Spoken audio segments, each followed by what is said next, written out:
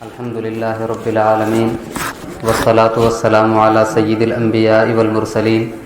وعلی آلہ واصحابہ اجمعین ومن تبعہم بإحسان الی یوم الدین وبعد فاعوذ باللہ من الشیطان الرجیم بسم اللہ الرحمن الرحیم سبحانک لا علم لنا الا ما علمتنا انک انت العلیم الحکیم قال اللہ تعالی فی شان حبیبہ ونبیہ ان اللہ وملائکتہ یصلون علی النبی یا ایہا الذین آمنوا صلوا علیہ وسلموا تسلیما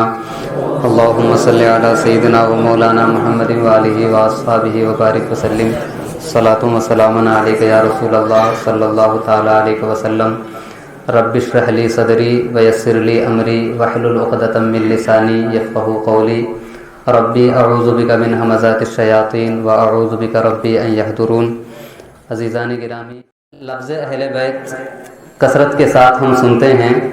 اور اس کا معنی بھی تقریباً سبھی لوگ جانتے ہیں۔ اہل علم نے اس کے 3 معنی بیان کیے ہیں، یعنی اہل بیت کے 3 مصداق ہیں۔ سب سے پہلا مصداق اس لفظ کا حضور اکرم نور مجسم صلی اللہ تعالی علیہ وسلم کی ازواج مطہرات ہے، اس لیے کہ قرآن پاک میں یہ لفظ اسی معنی میں وارد ہوا ہے۔ اللہ تبارک و تعالی نے ارشاد فرمایا وَقَرْنَا فِي بُيُوتِكُنَّ وَلَا تَبَرَّجْنَا تَبَرُّجَ الْجَاهِلِيَّةِ الْأُولَى وَأَقِمْنَا الصَّلَاةَ وَآتِينَا الزَّكَاةَ وَأَطِعْنَا اللَّهَ وَرَسُولَهُ إِنَّمَا يُرِيدُ اللَّهُ لِيُذْهِبَ عَنكُمْ الرِّجْسَ أَهْلَ الْبَيْتِ وَيُطَهِّرَكُمْ تَطْهِيرًا۔ یہ آیت کریمہ جو میں نے آپ کے سامنے تلاوت کی، دراصل ایک پورے مضمون کی طرف اشارہ کرتی ہے، اور وہ مضمون اس سے کئی آیتوں پہلے شروع ہو جاتا ہے۔ اس آیت کریمہ میں اللہ تعالیٰ نے امہات المومنین کو حکم دیا کہ وہ اپنے گھروں ہی میں بیٹھی رہیں، گھروں سے نہ نکلے۔ پھر آگے اللہ تعالیٰ ارشاد فرماتا ہے کہ تم نماز پڑھتی رہو، زکوٰۃ ادا کرتی رہو اور اللہ سے ڈرتی رہو۔ پھر اللہ نے ارشاد فرمایا کہ اللہ کی مرضی یہ ہے کہ اے اہل بیت تم سے رجس کو دور کر دیا جائے۔ علماء کرام نے فرمایا، اور سیاق کلام سے ظاہر ہے کہ اہل بیت سے یہاں پر مراد ازواج مطہرات ہے۔ اس طریقے سے علماء کرام فرماتے ہیں کہ اہل بیت کا سب سے پہلا مصداق ازواج مطہرات ہے، اور اہل بیت کے ایک دوسرا مصداق بھی ہے، اور وہ ہے حضرت فاطمہ، سیدنا علی اور حضرات حسنین کریمین۔ ان چاروں کو بھی اہل بیت کہا جاتا ہے، اس لیے کہ جب یہ آیت کریمہ نازل ہوئی تو حضرت ام سلمہ رضی اللہ تعالی عنہ فرماتی ہیں کہ یہ آیت کریمہ اس وقت نازل ہوئی جبکہ نبی میرے گھر میں تشریف فرما تھے۔ آیت کریمہ کے نازل ہونے کے بعد حضور نے ان چاروں کو طلب فرمایا اور ان پہ اپنی چادر رحمت اڑا دی اور فرمایا کہ اللہم ہؤلاء اہل بیتی، اے پروردگار یہی میرے اہل بیت ہے، لہٰذا تو ان کو ہر طرح کے رزق سے پاک کر دے اور انہیں صاف ستھرا بنا دے۔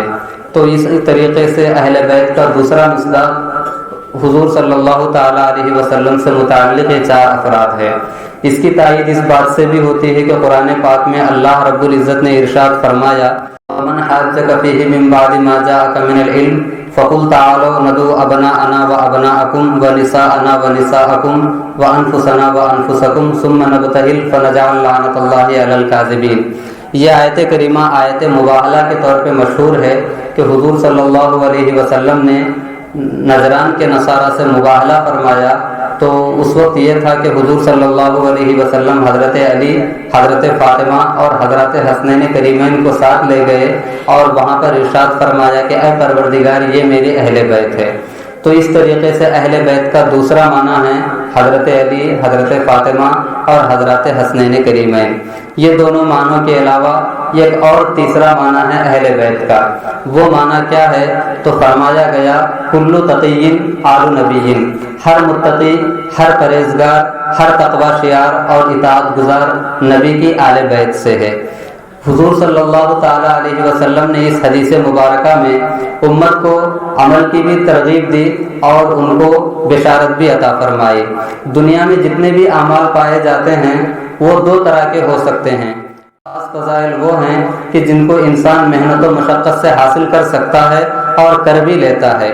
لیکن کچھ ایسے فضائل و مناقب ہے کہ جن کو انسان حاصل کرنا چاہے اور محنت و مشقت بھی کر لے تب بھی وہ ان فضائل کو حاصل نہیں کر سکتا۔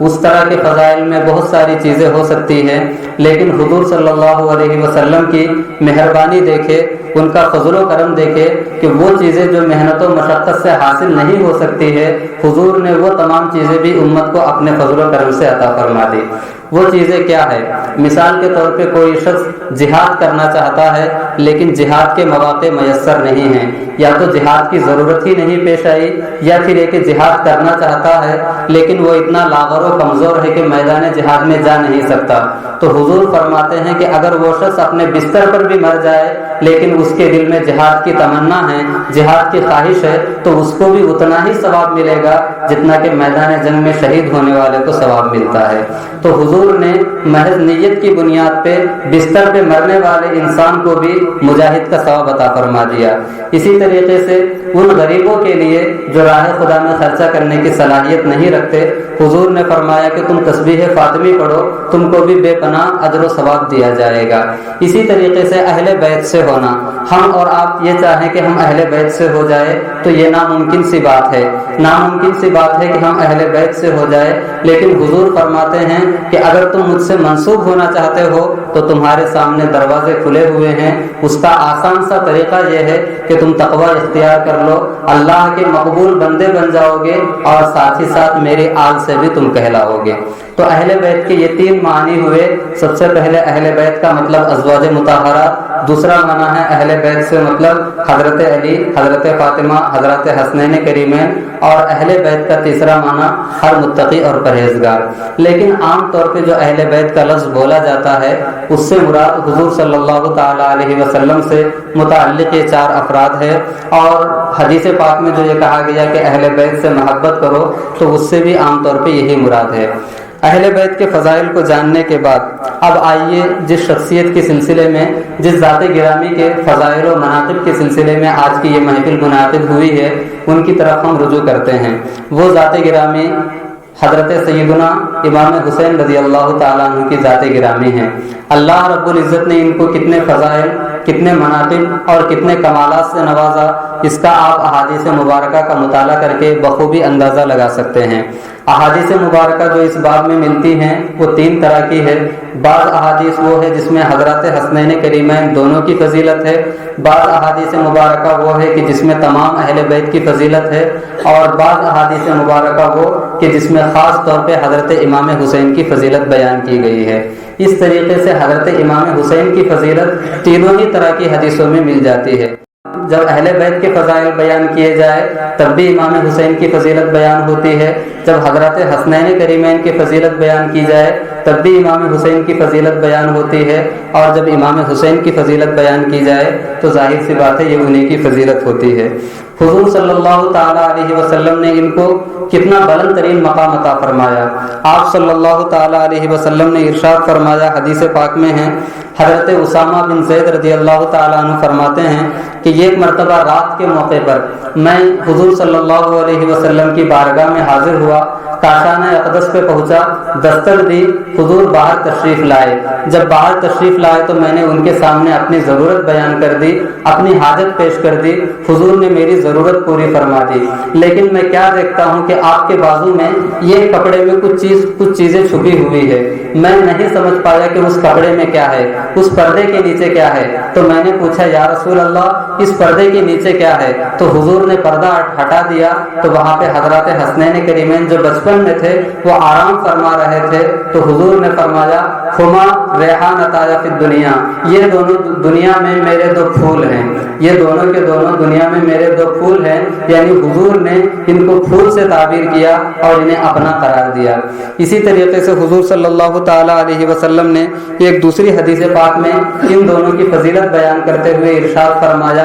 اللہم انی احبہما، اے پروردگار میں ان دونوں سے بے پناہ محبت کرتا ہوں فاحبہما، اے اللہ تو بھی ان سے محبت فرما، واحب من یحبہما، اور جو ان سے محبت کرے تو اس کو بھی اپنا محبوب بنا لے۔ یہ ایک چھوٹی سی حدیث پاک ہے، لیکن اس میں غور کرے تو حضرت امام حسین کی کتنی فضیلت بیان کر دی گئی ہے۔ سب سے پہلی فضیلت یہ ہے کہ حضور فرماتے ہیں کہ امام حسین میرے محبوب ہے۔ حضور کا محبوب بننا کوئی معمولی بات نہیں، حضور نے انہیں اپنے محبوبیت کا مقام عطا فرمایا اور کہا کہ یہ میرے محبوب ہیں۔ پھر دوسرے مرحلے میں فرماتے ہیں کہ اے پروردگار تو بھی انہیں اپنا محبوب بنا لے۔ حدیث پاک میں ہے کہ ودعوۃ النبی لا ترد، جب نبی خدا کی بارگاہ میں دست سوال اٹھا دے تو وہ دعا رد نہیں ہوتی ہے بلکہ وہ دعا مقبول ہو جاتی ہے۔ اس کا مطلب یہ ہوا کہ جب اللہ کے رسول نے امام حسین کے حق میں یہ دعا فرما دی کہ تو انہیں اپنا محبوب بنا لے، تو حضرت امام حسین اللہ کے بھی محبوب ہو گئے، تو ان کو دوسری فضیلت یہ عطا ہوئی کہ یہ اللہ کے محبوب ہیں۔ پھر تیسری فضیلت یہ کہ وَأَحِبَّ مَن يُحِبُّهُمَا، اس میں 2 مرتبہ محبت کا تذکرہ ہے، یعنی حضور امام حسین رضی اللہ تعالیٰ عنہ ساری کائنات کے نزدیک مقبول ہیں اور ساری کائنات کے محبوب ہیں۔ اور امام حسین کی چوتھی فضیلت یہ ہے کہ جو ان سے محبت کرتا ہے اللہ رب العزت اس سے محبت کرتا ہے۔ اس ایک حدیث پاک میں حضرت امام حسین کی 4 فضیلتیں بیان کر دی گئی ہے۔ اسی طریقے سے ایک اور حدیث پاک ہے جس میں حضور صلی اللہ تعالیٰ علیہ وسلم نے ان کی فضیلت اس طور پہ بیان فرمائی کہ ایک مرتبہ آپ تشریف لے جا رہے تھے، حضرت امام حسین آپ کے کاندھے پہ تھے، کسی صحابی نے دیکھا اور کہا اس بچے سے، یعنی امام حسین سے کہا کہ نعم المرکب، کیا ہی بہتر سواری ہے، تو حضور نے پلٹ کر کے فوراً جواب دیا نعم الراکب ہوا، تم صرف سواری کو دیکھ رہے ہو لیکن یہ نہیں دیکھتے کہ اس سواری پہ سوار ہونے والا کتنا بہتر ہے۔ حضور نے انہیں صرف بہتر ہی نہیں بلکہ بہت بہتر قرار دیا اور اپنے زبان مبارک سے دنیا ہی میں فرما دیا کہ یہ بہت بہترین انسان ہیں، اور قرآن نے یہ پہلے واضح کر دیا کہ یہ ہر طرح سے صاف ستھرے ہیں، پاک ہے۔ اور اسی لیے مولانا حسن رضا فرماتے ہیں کہ کس زبان سے ہو بیانے عز و شان اہل بیت، مدح گوئے مصطفیٰ ہے مدح خان اہل بیت، ان کی پاکی کا خدائے پاک کرتا ہے بیاں، آیا تطہیر سے ظاہر ہے شان اہل بیت، بے اجازت ان کے گھر میں جبرائیل آتے نہیں، قدر والے جانتے ہیں قدر والے جانتے ہیں قدر دانے اہل بیت، قدر و شان اہل بیت۔ یہ حضرت امام حسین رضی اللہ تعالیٰ عنہ کے فضائل سے متعلق کچھ احادیث مبارکہ تھی، لیکن اس دنیا میں بہت سارے لوگ وہ ہیں جو امام حسین کے ان فضائل سے واقف ہونے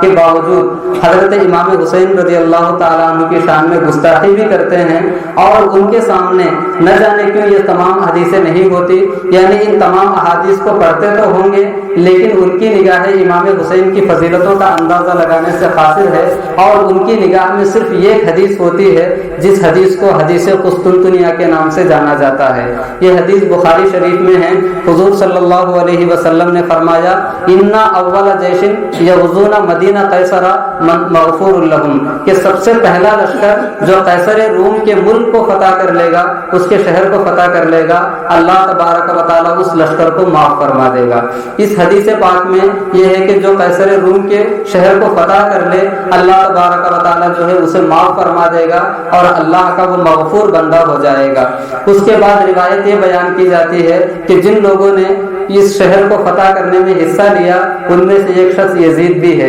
لہٰذا یزید بھی مغفور ہے، اور یزید کے لیے بھی بہت سارے فضائل بیان کیے جاتے ہیں اور امیر المومنین کا لقب دیا جاتا ہے۔ اب سمجھ میں یہ بات نہیں آتی کہ اس حدیث میں نہ کہیں یزید کا تذکرہ ہے اور نہ یزید کی طرف کوئی اشارہ ہے، لیکن پھر بھی وہ اس حدیث سے ایک مطلب نکال کر کے کہ یزید نے قسطنطنیہ کے فتح میں حصہ لیا تھا اور اس لشکر کی سپہ سالاری کی تھی، قیادت کی تھی، لہذا یزید بھی مغفور ہے۔ جب ایک حدیث میں اس کی طرف اشارے کا وہم ہوتا ہے اس کے باوجود وہ مغفور ہے، تو حضرت امام حسین رضی اللہ تعالیٰ عنہ جن کے فضائل و مناقب صراحت کے ساتھ حدیث پاک میں بیان کر دیے گئے، ان کے بیان سے لوگ کیوں کتراتے ہیں؟ یہ لمحہ فکریہ ہے، اور سچی بات یہ ہے کہ حضور صلی اللہ تعالیٰ علیہ وسلم نے جو دعا فرمائی کہ اے پروردگار جو ان سے محبت کرے تو ان سے محبت فرما، تو ان سے محبت کرنے والوں میں یہ لوگ پہلے سے شامل ہی نہیں ہیں، یعنی ہم امام حسین سے محبت محبت کرتے ہیں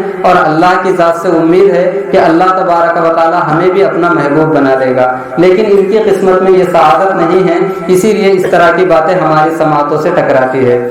اسی طریقے سے ایک دوسری بات جو ہم سب کے لیے قابل توجہ ہے وہ یہ کہ ہم جس طریقے سے حضرت امام حسین کو مانتے ہیں بالکل اسی طریقے سے امام حسن کو بھی مانتے ہیں، اس لیے کہ حضرت امام حسین اگر اہل بیت سے ہیں تو امام حسن بھی اہل بیت سے ہیں، لیکن ہمارے ملک میں ایک بہت بڑی آبادی شیعہ کی ہے اور ہم غیر شعوری طور پہ ان سے اتنا متاثر ہو چکے ہیں کہ جب یہ 10ویں محرم کی تاریخ آتی ہے، عاشورہ کا دن آتا ہے، تو ساری دنیا کے لوگ، سارے ہندوستان کے مسلمان امام حسین کی یاد ضرور مناتے ہیں، لیکن کسی کو یہ معلوم بھی نہیں کہ امام حسن کی شہادت کب ہوئی تھی اور ان کی یاد سرے سے نہیں منائی جاتی ہے۔ یہ تفریق کیوں کی جاتی ہے؟ یہ تفریق اس بنیاد پہ نہیں کہ ہمارے دل میں کوئی بغض ہے، کوئی عداوت ہے، بلکہ یہ تفریق جو ہے دراصل غیر شعوری تقلید کا نتیجہ ہے۔ وہ غیر شعوری تقلید شیعہ کی ہے کہ ہم امام حسین کو تو یاد کرتے ہیں لیکن امام حسن کو بھول جاتے ہیں،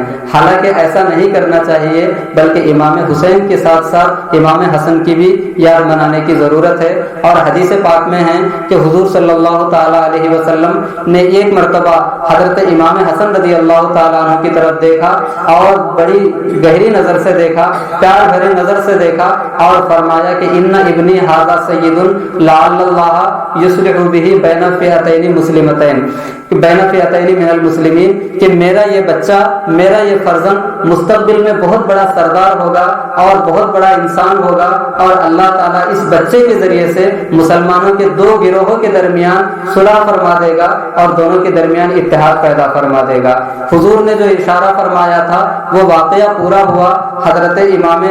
حسن رضی اللہ تعالیٰ عنہ نے حضرت امیر معاویہ سے صلح کر لی۔ جب حضرت امام حسن نے امیر معاویہ سے صلح کر لی تو اس دور کے خوارج نے کہا تھا کہ اس کا باپ تو حکم بنا کر کے کافر ہو گیا اور یہ شخص امیر معاویہ کی بیعت کو تسلیم کر کے کافر ہو گیا۔ تو اہل بیت کے دعوے دار کتنے بھی بڑے بڑے دعوے کرے، ان کے دل اہل بیت کی محبت سے خالی ہے۔ انہوں نے کل بھی حضرت امام حسن کے شان میں گستاخی کی تھی اور آج بھی امام حسن کو وہ فراموش کر بیٹھے ہیں، لیکن ہم وہ نہیں ہیں کہ امام حسن کو فراموش کر دے، بلکہ حضور نے فرمایا کہ الحسن والحسین سیدہ شباب اہل الجنہ، حسن اور حسین دونوں کے دونوں جنتی نوجوانوں کے سردار ہیں، اور حضور نے دونوں کے بارے میں فرمایا کہ یہ میرے دونوں دو پھول ہیں۔ اور حضرت فاطمہ سے فرماتے تھے کہ اے فاطمہ میرے ان دونوں بچوں کو میرے پاس حاضر کر دو۔ جب وہ دونوں حاضر ہوتے تو حدیث پاک میں ہے کہ فیشمہما ویضمہما الی صدرہ، حضور ان کو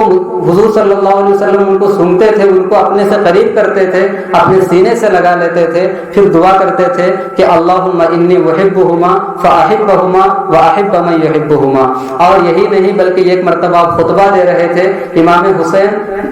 ایک مرتبہ خطبہ دے رہے تھے، یہ دونوں بچے مسجد میں داخل ہو گئے لیکن بہت کم عمری تھی، وہ گرنے لگے تو حضور صلی اللہ علیہ وسلم نے اپنا خطبہ روک دیا اور خطبہ روک کر کے ممبر سے نیچے تشریف لائے اور ان کو اٹھا لیا اور فرمایا کہ اللہ رب العزت نے سچ فرمایا ہے انما اموالکم و اولادکم فتنہ، ان کی محبت نے مجھے خطبہ چھوڑ کر کے نیچے آنے پر مجبور کر دیا اور انہیں گود میں اٹھانے پر مجبور کر دیا۔ تو حضور ان سے اس قدر محبت فرماتے تھے، لہٰذا ہمارے لیے بھی ضروری ہے کہ ہم ان سے بے پناہ محبت کریں۔ اور حدیث پاک میں ہے کہ جو انسان جس سے محبت کرتا ہے اس کا حشر بھی اسی کے ساتھ ہوتا ہے۔ تو ہم اہل بیت سے محبت کرتے ہیں اور قرآن بھی یہی کہتا ہے کہ تم اہل بیت سے محبت کرو۔ قل لا اسألکم علیہ اجرا الا المودۃ فی القربى وآخر دعوانا ان الحمد للہ۔